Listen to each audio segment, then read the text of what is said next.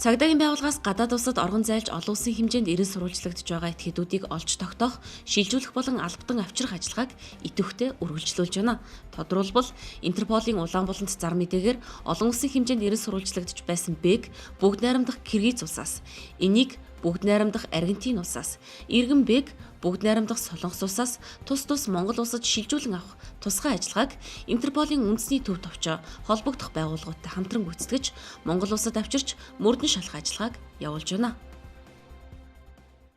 Цагдаагийн байгууллагаас Монгол улсын нутаг дэвсгэрт гэмтрэг зөрчилдүүлээд гадаад улсад оргон зайлсан этгээдүүдийг олон улсын эрүүгийн цагдаагийн байгууллага Интерполийн шугамар албадаа авчрах, шилжүүл авах ажиллагааг эрчимтэй зохион байгуулан ажиллаж байна. Энэ ажлын хүрээнд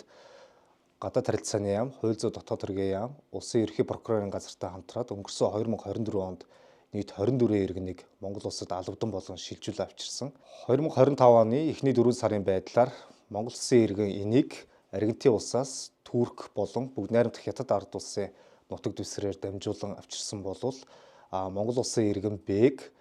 Киргиз улсаас бүгд найрамдах Казахстан улсын нутаг дэвсгэрээр дамжуулан Монгол улсад шилжүүл авах ажиллагааг зохион байгуулан ажиллаж байна. Цагдаагийн байгууллагаас Интерполийн шугамар олон улсын хэмжээнд эрен сурвалжлах ажиллагааг тогтмол зохион байгуулан ажиллаж байгаа тул Монгол улсын нутаг дэвсгэрт гэмтрэг зөрчилдүүлээд гадаад улсад оргон зайлсан этгээдүүд өөрсдийн сайн дураар Монгол улсад ирж цагдаа, хууль сахиулах байгууллагатай хамтран ажиллахыг анхааруулж байна.